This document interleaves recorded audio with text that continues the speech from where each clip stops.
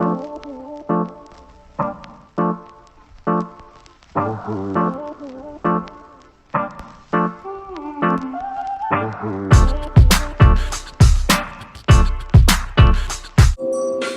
to What's Your Story with Sarah Marcopolos. That's Marco Polo with an S. If I say Marco, you say Polo. And we have a special guest musical artist, DJ Astronaut. You can find his original tracks and mixes on SoundCloud. Today, we'll talk about stories of people from different walks of life and their stories. Our guest tonight, H. William Gordon, founder and CEO of Block Kai. The story is filmed before a live studio audience, and now here's your hostess with the mostest, Sarah Marcopolos.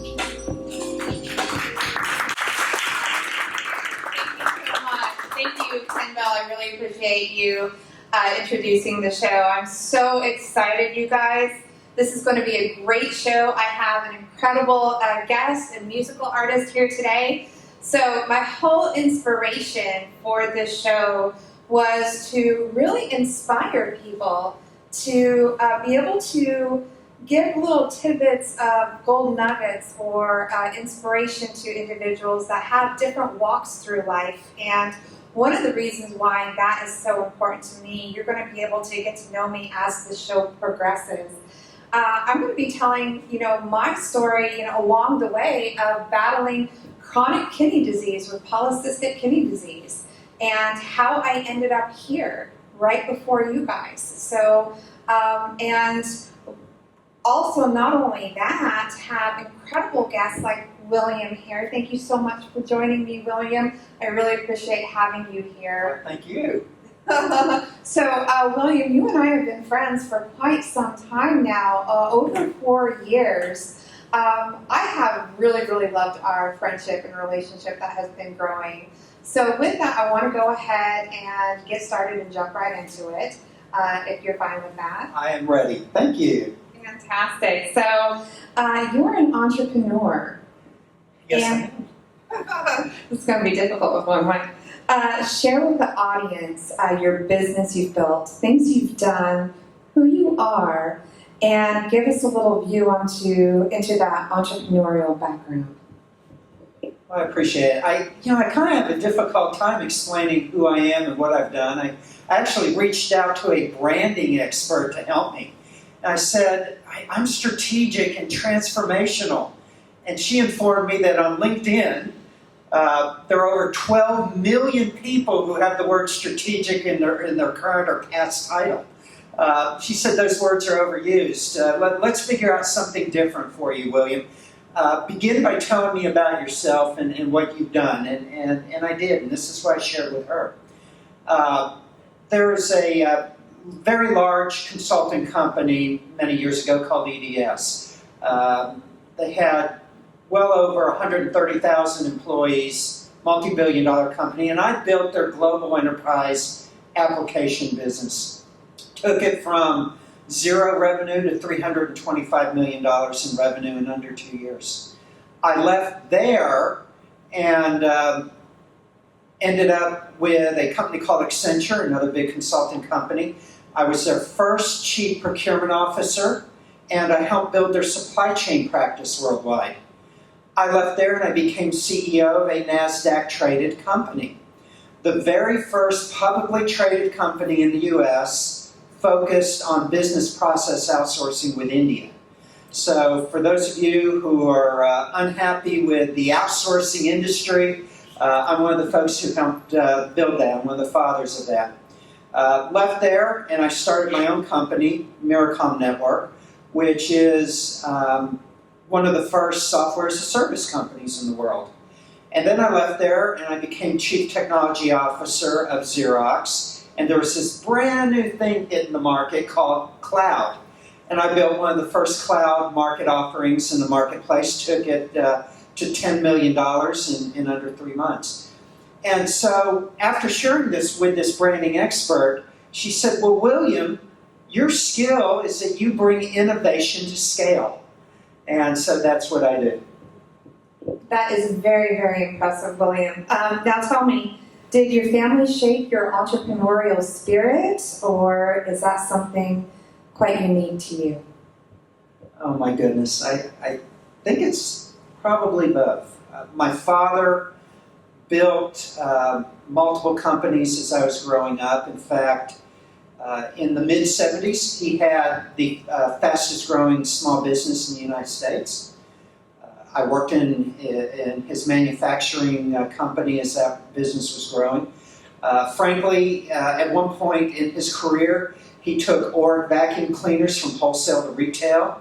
And I remember him having me as a young boy hawking vacuum cleaners at the State Fair. So I have that in my background. But I remember as a third grader during summer break going to the local gas station and getting the gas station owner to agree that I could clean windows of cars that were coming in exchange for money. And so I did that. And then as a fifth grader, I went over to the local golf course into the creek and dug golf balls out of the creek and resold them to the golfers. I made enough money that year to buy a new bicycle, a new clothes rather. So all my life, I've been out there trying to do what I can to generate money. And what was your big break? How did it happen? And what impact did it have on who you are as an individual today? Oh my goodness. So I'm a young man working at EDS. Again, a multi-billion-dollar company, hundreds of thousands of employees worldwide. And I'm a business analyst for that company. I'm as low as you can be of those 130,000 employees. I'm so low, I'm touching the floor in that company. But I saw this new technology called Enterprise Applications, SAP, Oracle, Bond, PeopleSoft. And I envisioned that there were things we could do around that. I thought that we could build a global practice around it. And I went to my manager and my manager's manager and brought that up, and basically I got ignored. So I pulled together, I'm 27 years old at that point, I pulled together a 4-page business plan. And I sent it up to the chairman, the vice chairman, the president, the CIO, and other executives in the company. And the next day, I got a call from the vice chairman, basically, William, do you mind coming up to my office? I want to talk to you. And I'm thinking, holy crap, I'm about to be fired, because I went above everybody, right? And people like us do not get ignored, do they? no, we don't. No. So we were scheduled for a half hour. We ended up talking for 3 hours. And when it was all said and done, he said, William, I agree with you. How would you like to head it up? So I woke up the next day, a direct report to the CIO and dotted line to the vice chairman at age 27 years old. And fortunately, I had a CIO at that company that was an amazing mentor, taught me how to be an executive, and that's where my career began. That is quite impressive and an amazing story. Next, we're going to talk about the dreaded 4-letter word, risk, R-I-S-K. Tell us about that and taking risk. Oh, goodness. So I've got to tell you, I think risk is one of the most important things, differentiators, if you will, in those who build companies, build products and build services. You know, there are people in this world who are not happy that some people make more money than others. And I have a different view of that. I think that there are people out there who are willing to take risks and those who aren't. And if you are willing to take risks, you should be rewarded for that. My sending a 4-page business plan to the executives at EDS, which could have gotten me fired, was a risk.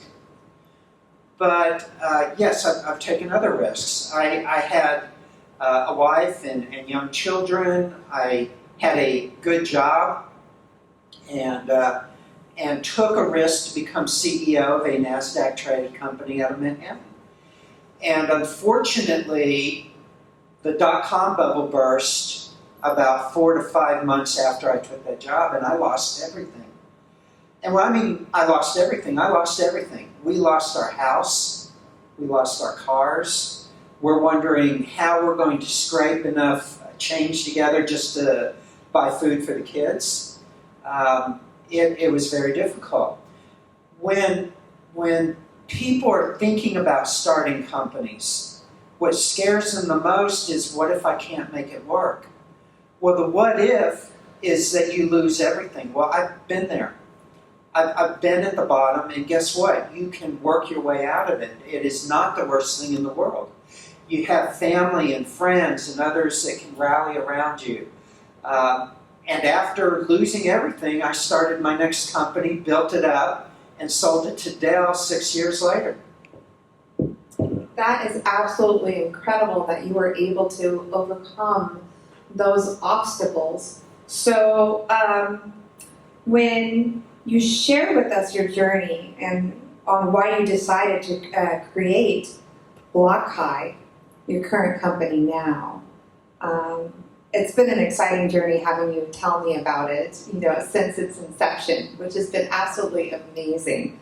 So why don't you go ahead and share with the audience what BlockHigh is, the process you go about to evaluate market opportunities with it, and where you're wanting to take it. Well, there's a discussion. So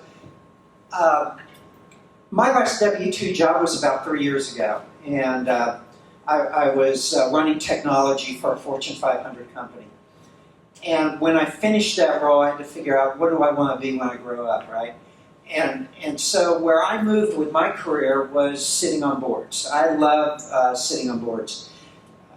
I'm currently chairman of the board of 3 companies. I'm about to roll off one of them, so if you're aware of a board that needs somebody, reach out to me, right? But I like doing that, especially with younger companies that are on the verge of growth, that need me to come in with my network and help with funding, help with doing reverse mergers or IPOs, or you can get in with a company and move them in directions they never thought possible. Now, the last company I built was Miracom, and after I did that, I vowed I would never do a startup again. And as you know, Sarah, the reason why is you're putting in 18-hour days, 7 days a week, if you're going to make the thing work. Right. And I had been there, I had done it. It just really, especially if you're successful, it can wear you down and wear you out. Interesting enough, by the way, most successful companies are sold in year 7. And the reason why is in year 5, the owners get burnout. And they begin to reach out to figure out how they can sell. So I vowed I would never do it again, but here I am doing it again. And the company is BlockHigh, which stands for BLOCK, block, which is blockchain, and then QAI, Chi, Q for quantum computing, and AI for artificial intelligence. Our first market offering is going to be in the area of commercial real estate. And so the question is, why that? Why am I doing that again? There are a number of reasons. And I think number one is when I analyze the market annually, I want to know where the market is headed. I want to know where VCs and private equity are investing so that we can see the latest trends and understand where the market is headed. And I want to be behind the latest and greatest thing. After all, that is my background. I bring innovation to scale. And you need to understand what is being innovated. And I looked at the area of blockchain and quantum computing, and it just really excites me. Blockchain, you hear this in new technology, that some technology or other is going to change the world. I think we will be saying that about blockchain in 6, 7, 8 years from now, because it will get rid of the middlemen in most of our transactions that we conduct in daily life today. So it's time. We'll see where this takes us, and I'm just hyped and excited about BlockHigh. Well, you look like it. I'm looking forward to seeing when you do get to that level at that time where you're at and having you back on the show. So, when you build a business, what are the first 3 to 5 things you do to set it up properly? Well, let's, why don't we take, if we can, a little break, because when that answer is going to be quite intensive. Thank you.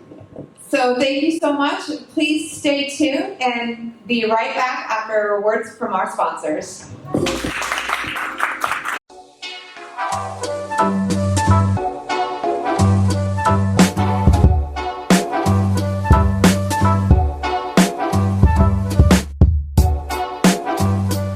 Welcome to WOAW Media. I am Katrina Loco, the CEO. I want to tell you about something exciting that's happening here in our studio, in our office.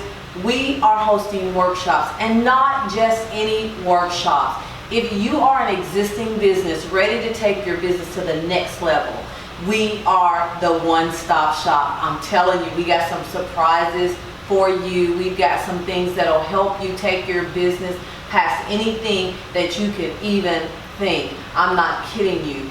You may be a business and you may be saying, I'm stuck. I've come this far, but now for some reason in my business, I'm stuck. What is it? Well, we may have the answer for you, but you won't know until you talk to us and let us show you how to take your business, like I said, to the next level. If you want to start a business or thinking of something you can do to make extra money, we can help you with that too. Join us.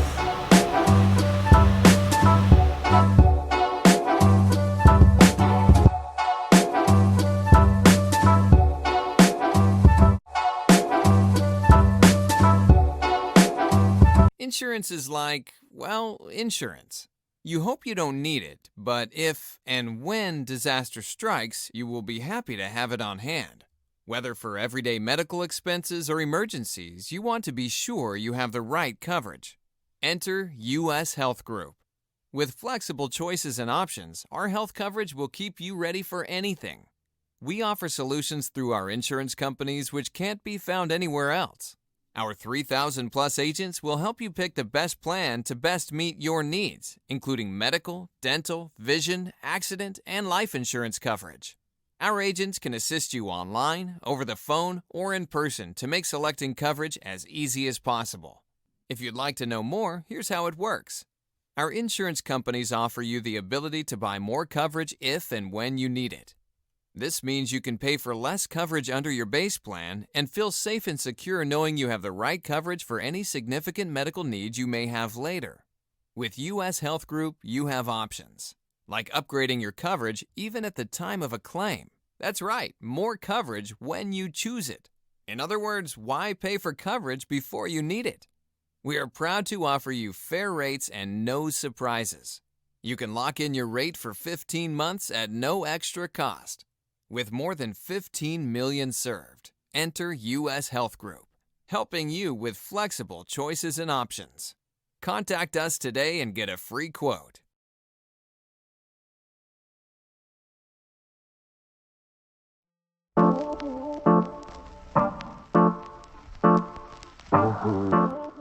Thank you and welcome back with What's Your Story with Sarah Marcopolos. I have here William Gordon, and he was just about to go over when you build a business, what are the first 3 to 5 things you do to set it up properly? Thank you. Well, the first one is the most important. It's the one that most people don't do. And I call it value-based market analysis. And that's where you look at the market that you want to penetrate inside and out. That analysis can take upwards of 3 months. And when people build companies, they don't want to wait 3 months. They want to go right into building the company. What that analysis is you look at who your potential competitors are, what they're doing, what gaps in the market are they filling or not filling. At the end of the day, you want to define yourself. You don't want your competitors to do it, and so you need to understand what your competitors are doing or not doing. But more importantly, you need to find out what the gaps are in the market and how you're going to fill them. You do all of that competitive analysis, and you're going to find ways to pivot your company where you didn't think you would if you hadn't done that analysis. So market-based, value-based analysis is the first thing you do. Second thing you do is build the right team. So there are great people, but you need to decide why you want certain people around you, what skill set they're going to bring. That is core critical. And not only that, but make sure they have the same values as you, that you're building a culture right from the very beginning that all of you agree to. Understand that culture and that the right people are there who are going to be a part of building that culture. And then the third thing is also something that most people don't do. And it's right from the very beginning, build your operating agreement. That's legal stuff. It's for most people, it's not what gets them excited. What gets them excited is building the company. But the operating agreement is the foundation for everything. It's who's going to be compensated, how are they going to be compensated, what kind of stock are you going to have. There's this new thing that hit the market about 5-6 years ago called phantom stock. So I build in the phantom stock into my companies. Either the companies I'm building or when I sit on boards, I try and have phantom stock in there. Who's going to get the phantom stock? How are they going to earn it? Why? What is your end goal? What is the exit strategy? Is it to create a lifestyle business? Or is it to have some kind of an exit, an IPO, or to sell your company in the future? Because you build your business based on that exit strategy. The other thing I do is for me, I always build a company towards an exit strategy. And so what I want to do is right from the very beginning, and I do that in my analysis, is I will identify 5 to 10 companies that I'm going to want to acquire my company in the future. And once I identify those companies, those are the companies I'm going to go out and form strategic relationships with on day one. Whether it's a customer relationship where I sell into them, or maybe I leverage their sales force for my product or service, or whatever I can do, because 85% of all companies that buy another company, buy a company that they're already doing business with. So why not begin that right from the very beginning? So that's part of what I do. And as far as resources are concerned, the very first resource I bring on board is a branding and marketing expert. Again, I want to get our message out in the marketplace. I want it clean. I want to brand us. And then the second resource I bring on board is a finance person, because I want to make sure that we're doing all the right things financially right from the very beginning. I want to build a company. My mindset is I'm going to build a company that will be big. I want to build a company that will one day perhaps be publicly traded. And whether I do that or not, I'm going to build the infrastructure so that that's the type of company infrastructure that's in place that can handle that long-term growth. No one knows better than I do how important all those things are, and having that foundation and exit strategy put in place. I remember the first time you and I actually sat down for coffee, one of the first things you wanted to talk about was how important building a business was and being able to have the most profitable thing to be able to sell it off. That's right. Do you remember that? I remember that. Yeah, that was some good times, wasn't it? It was. So now you've run both public and private companies through your career. Which one do you prefer and why? You know, it's so funny. I have a lot of young entrepreneurs approach me, and they're interested in building the company so they can take it through an IPO. And I advise them not to go that route. I would never become the CEO of a publicly traded company again.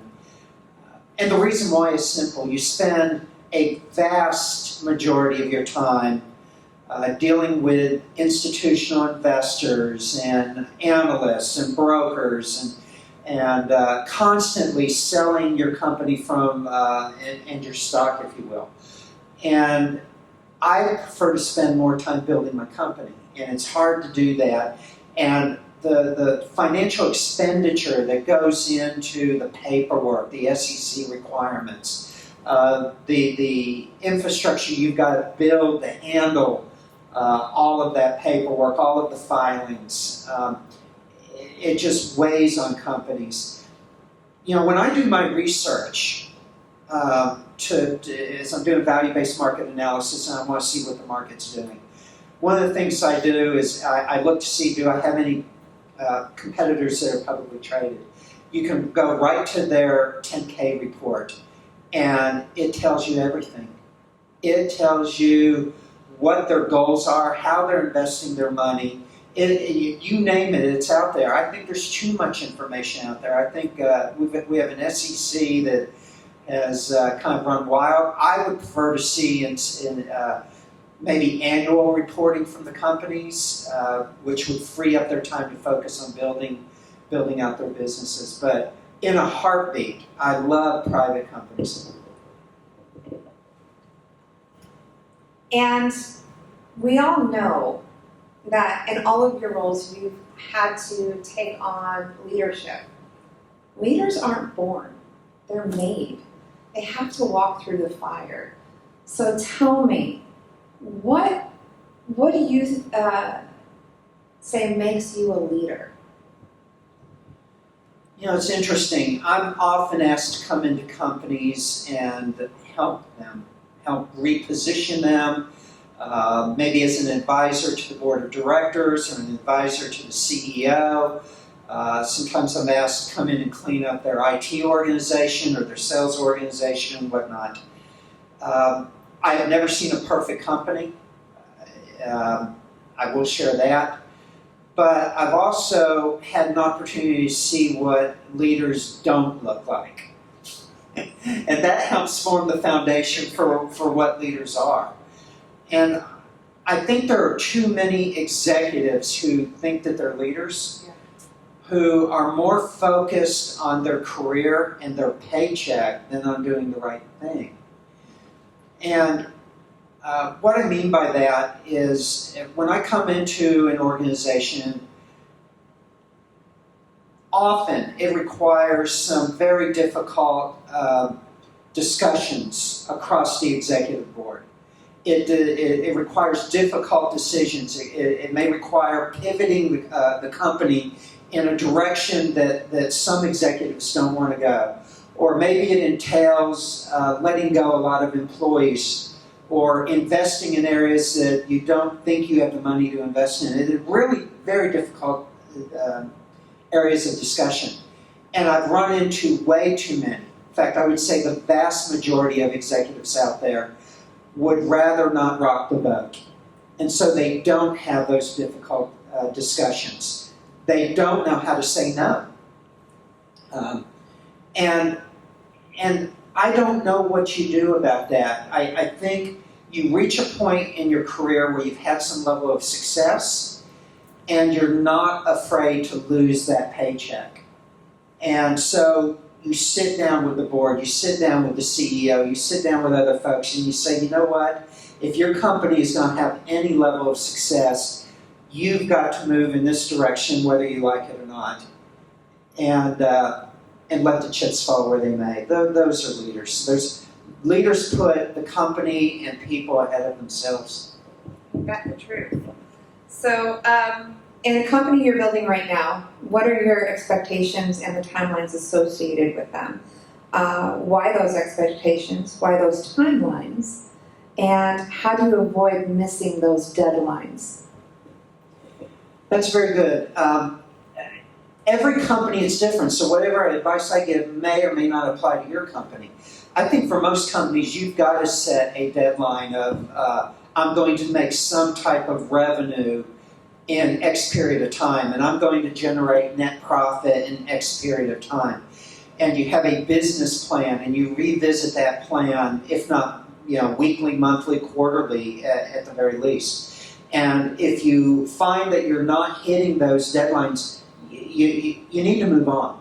I've got to tell you, I just find too many people who start companies who are not having success and they stick with it for way too long. we've got short lives, and if something is not going to work out, well, you need to move on and find something that will. And I think one of the major mistakes people make is spending way too much time on a company that is not moving in the direction that they had hoped. Now, for me, most of the companies I build are around new technology.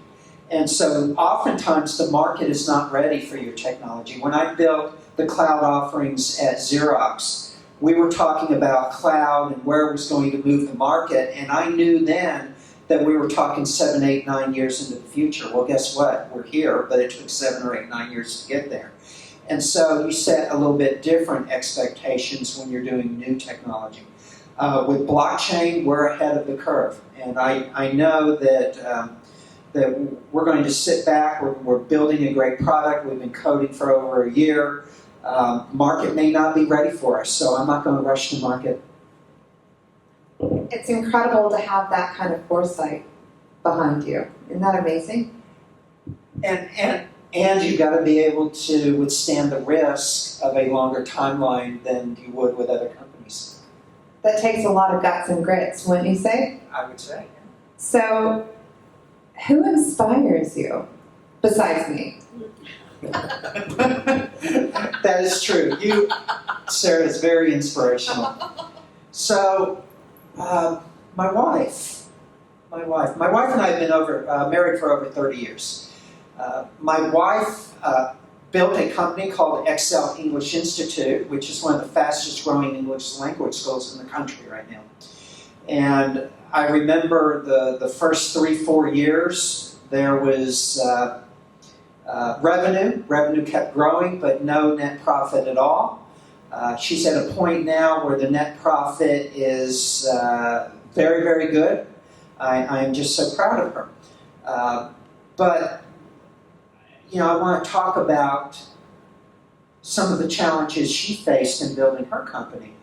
One of them is they are a woman-owned business, and wherever they went, everybody said, you should be certified as a woman-owned business. And my wife said, no, I'm not going to do that.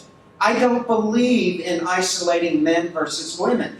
What I want to do is compete against those men on their own turf and beat them at their own game. And I don't need special privileges to do it. Absolutely. And you said you were so proud of her when she told you she said that. Absolutely.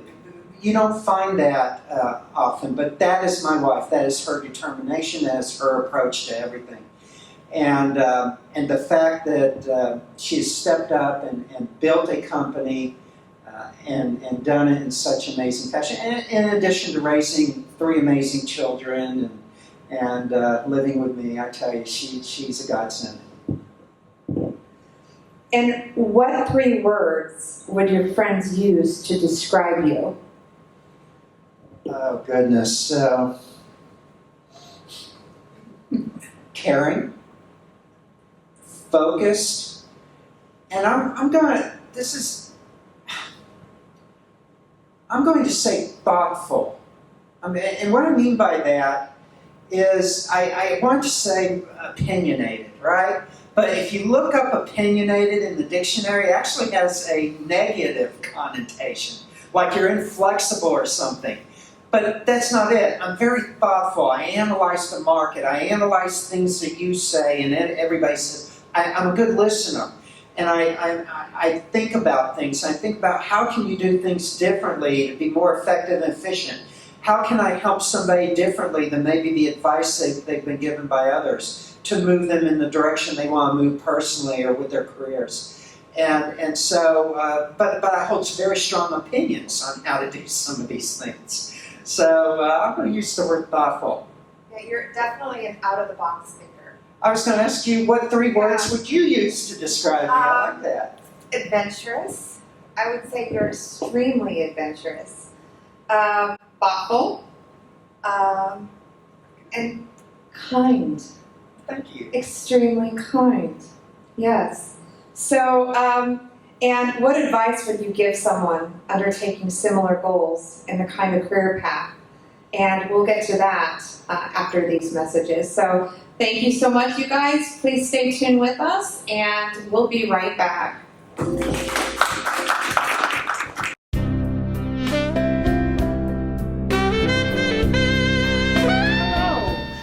name is Dr. Yvonne Jones, and I'm here to introduce my new book, Toxic Leadership, a Curriculum to Identify and Prevent Toxic Leaders in Church Ministry. This is much needed, much needed. We have toxic leadership not only in church ministry, but in corporate America as well. And this book will help you, if you pick up a copy, it will help you to determine if you've been toxic, and we all have at some point. And also, it will help you in your church ministry and leadership. It will help you to be a better leader for the Lord, because people tend to love power, and that's one of the elements of toxic leadership, someone that loves power, manipulation, controlling everything. And if you pick up a copy of this book, I promise you, it will help you in your ministry. Amen. So pick up a copy. I promise you it'll help you, because God is a loving God. And also the book talks about servant leadership like Jesus, and to lead how Jesus would have you to lead, because we are living in these last days, last and evil days. And so this will help the church. It's not a call out.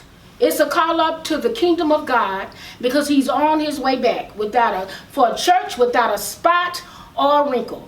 So you can go to Zulon and pick this book up. You can go to Amazon.com, and you can also go to Barnes & Noble. It's also on Kindle. You can get a copy on Kindle as well. But pick up this book. Help yourself. Help your church to get to the next level in God, and watch God. I promise you, it will be a blessing in your church ministry. It will be a blessing in your individual ministry. And may God bless you and keep you. Amen.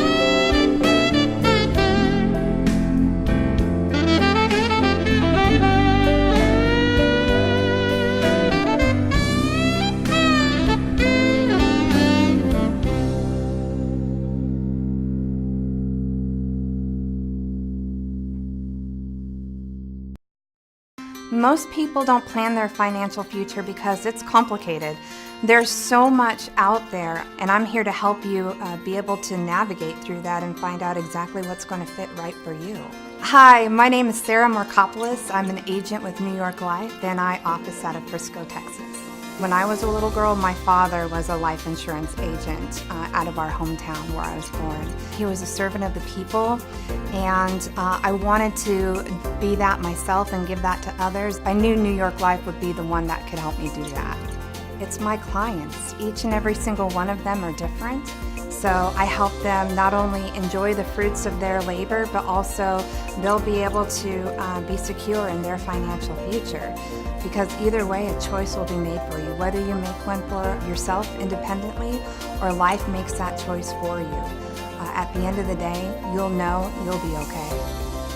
I came to New York Life because I love New York Life. I know what New York Life can provide for you, and I want to be able to be the one to bring that to you.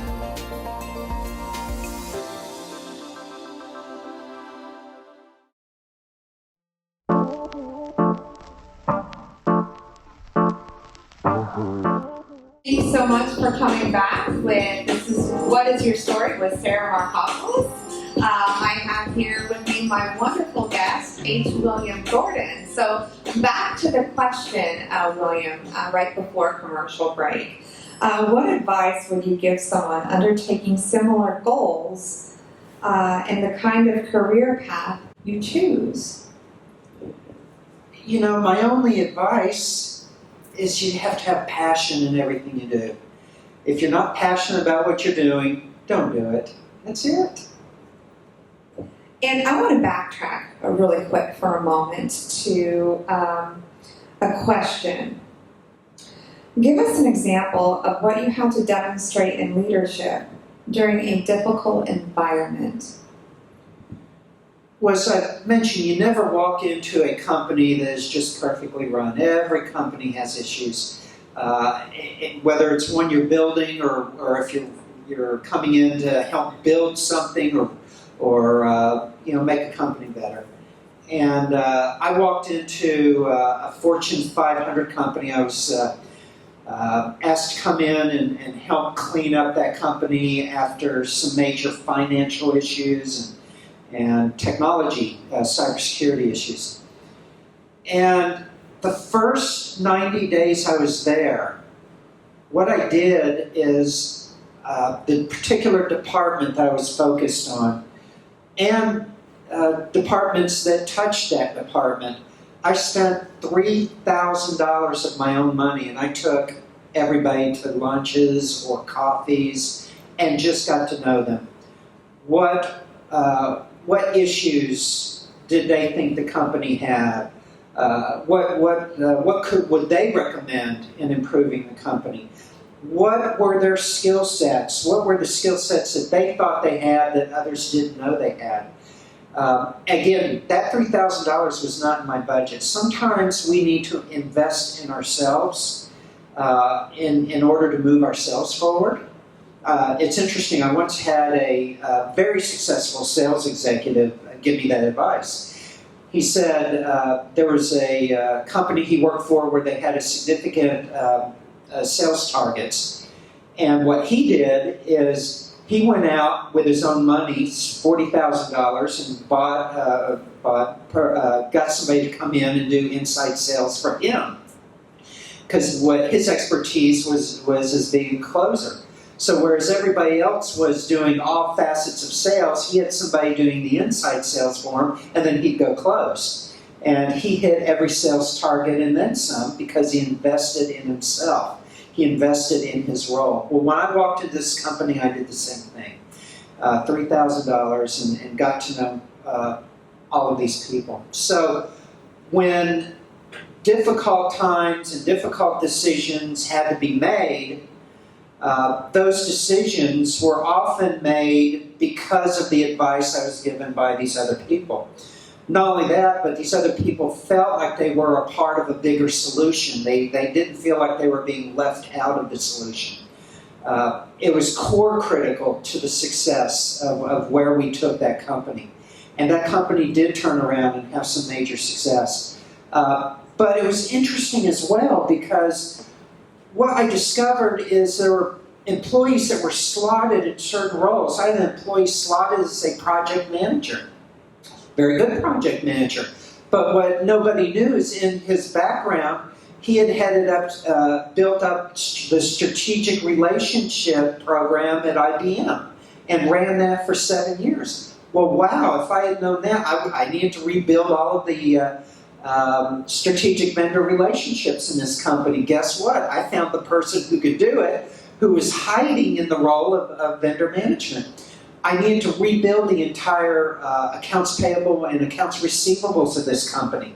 And there was a person in the company who was simply an analyst. What I discovered was she was on the verge of retiring. In fact, she had this job because she was just waiting out her husband, who had 2 more years before he was going to retire. And then they were going to RV around the country. So what nobody knew is she had headed up accounts payable and accounts receivable for J.C. Penney's for 20 years before taking this analyst role.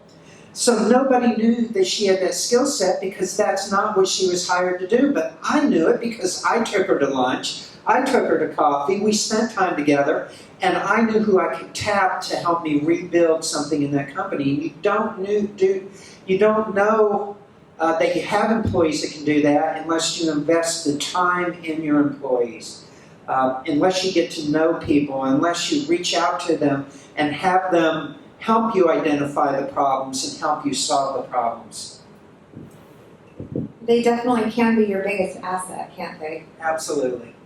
So I also wanted to get to know William as a person, an individual. So tell me a little bit about your family life and how it coincides with your business and some of your outside activities that you do to give back. Oh my goodness, I've got a great family. You know, I've made the mistakes that a lot of people make in their careers. And it's important that you understand that. So for example, my wife and I have this fabulous relationship. When we first married, we moved off to Japan for 2.5 years. And I couldn't find work in the small little town that we lived in. So I moved 300 miles away. And for those 2 years, we would commute every other week to see each other. So that's how our marriage began. When I got the job at Accenture, we were in Dallas, the job was in Chicago, and it took me about 3-4 months before I could move the family to Chicago. And even then, I was traveling all the time. I woke up one day and realized I had not been home to see my own children. I had not been home in over 30 days. I had been traveling that entire time. Now, we had a kind of relationship where it worked for us, and that was fabulous. Now, she had one rule for me, that when I did come home, I could not be the disciplinarian. And because I could do that for a few days and then leave, and that would not be good for her. So we did that for a while, but one day we hit those teenage years with our boys. Many years ago I ran for school board locally, and fortunately I lost. But I put the race into a runoff. There were 2 of us, and the woman I was running against was head of communications for a Fortune 100 company. Wow, she was good at talking. And in our final debate, hundreds of people in the audience, she turned to, she said, William Gordon is such a great guy. He's a great father. And at that time, my kids were very, very young. And she said, but William hasn't gone through the teenage years with his kids yet, and you're not a real parent until you do. And at the time, I was kind of miffed at her. It's like, really? You're not a real parent? And then I went through the teenage years and realized she was right. I actually pulled her aside years later and told her she was right. Absolutely. But we began to head in that direction, and my boys just did not listen to me, not just because they were teenagers, but because for so many years I was not the disciplinarian. So what I did is I quit my job. And I decided, because I was traveling all the time, I decided to spend a couple of years during those difficult teenage years with my boys and have the father they needed at home. If you wake up one day and you realize you're not spending the kind of time you need with your children, then you need to. So that's the family side. On kind of the more personal side of what I do to pay it forward, well, there's a lot of things, right? One is anybody who needs my support, I'm there for them. At the end of the day, we have our integrity in our relationships. This is a difficult world we live in, and we need to be there for each other. As somebody who had a bankruptcy, lost everything, was at the very bottom, I understand that the support infrastructure, the friends and family, and anybody who can help you, I understand the significance of that. Several years ago, 5-6 years ago, I realized that there were a lot of C-level and VP-level executives that were losing their jobs. We're going through a generational shift right now that happens. A lot of executives in their 40s, 50s, and 60s losing their jobs. And what I did is I created a workshop specifically for them. When you're in a role that is below VP or C-level, CEO, CFO, CIO, when you're a role that is kind of below those levels, there's workforce commissions, there's a lot of support out there. But when you're a C-level and you lose your job, there's nothing. There is nothing. And it takes the average C-level executive almost 2 years to land their next role. So I started this workshop. It's a 3-hour workshop. It's free. It's once a month. I've had over 700 executives go through it. And I share with them my advice in finding work in this, I call it the new workforce. Everything is changing in how you find jobs. It's interesting. Our government loves to talk about the unemployment rate and how low it is. What they don't talk about is the employment participation rate, which is very, very high. People who are not working, who have given up looking for work. And in this world today, this new changing workforce, there's a different approach to how you find work than we did 10, 15, 20 years ago. So I pay it forward with that workshop. And one last question. What are some of your most memorable moments with your family? Wow, I've never been asked that question. Thank you. We love to travel. We do a lot of traveling as a family, and we love international travel. We love hiking. So some of our hikes have been amazing. I have a couple with my wife especially, and my wife is my closest friend. I'm just so fortunate. So I used to work in Paris, and I actually worked very close to the Eiffel Tower. And I would go over at lunchtime and look up at the Eiffel Tower, look up at the top of it. I would touch it, but I vowed I would never go to the top of it without my wife. And many, many years later, my wife and her mother and her sister go to Paris. And I get a call on my birthday. William, happy birthday. Guess where I'm calling you from? Yeah, she was calling me from the top of the Eiffel Tower. So I have never been to the top of the Eiffel Tower with my wife. We have, other memorable trips. We were in Egypt. And in Luxor, and we were in a hotel, and at the front desk of the hotel it said cleaning service. We'd been traveling for a couple weeks, so we dropped off all of our clothes to be cleaned, and we came back that evening, and our clothes were folded nice and neat on our bed, soaking wet.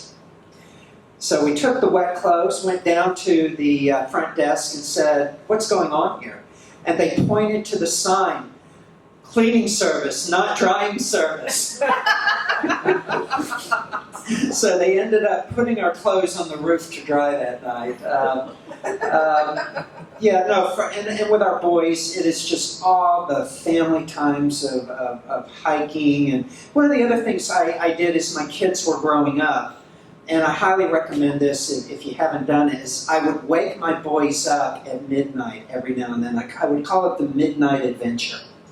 And my definition of an adventure is doing something you've never done before. That is an adventure. If you get lost, you're on an adventure. Don't fret it. Don't worry about it. Treat it as an adventure. So I would wake my boys up at midnight, and we would go play at the park. We'd find putt-up. Some place that is doing putt-putt golf late at night. We'd go swimming.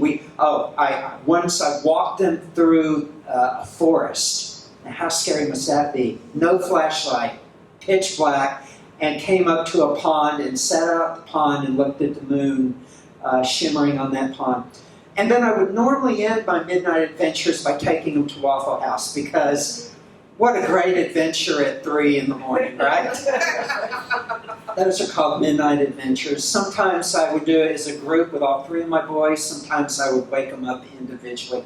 Once woke up my 2-year-old, and it had just finished raining, and it was about 1 in the morning, and we went and we played in the puddles, just getting drenched wet. And so those are fond memories I've had with my family. I think that was amazing. Thank you so much for sharing and being a guest on my show, my first show. I appreciate you so very much, William. So, and with that, our next guest for our next show, stay tuned for the next one, is going to be TEDx speaker Misty Gilbert. Really excited about her having. So, join us next time for that show. But before we go, I want to go and turn it over to DJ Astronaut. His music is interstellar, and he will take you to the moon and back. So let's give it up for DJ Astronaut. Let's do a pause. What's going on, ladies and gentlemen? This is DJ Astronaut. That's right, the DJ Astronaut. You can find me on Instagram at the DJ Astronaut. You can find my music on SoundCloud at the DJ Astronaut. So make sure y'all check me out.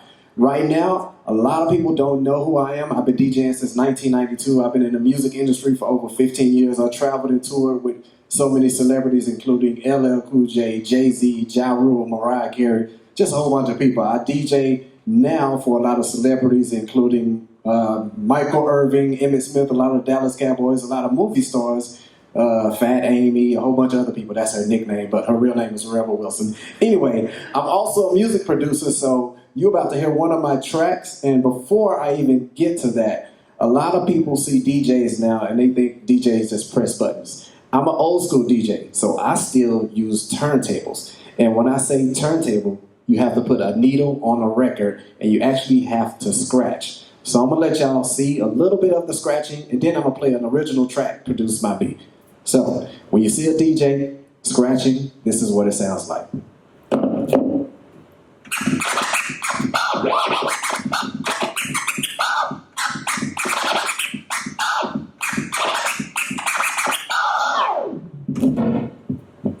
So that's what we call scratching, DJ scratching. All right? So now you're going to hear an original track from me, the DJ Astronaut. I am a music producer, so you can check this song out on SoundCloud. This song is called Dream. All right? Check it out.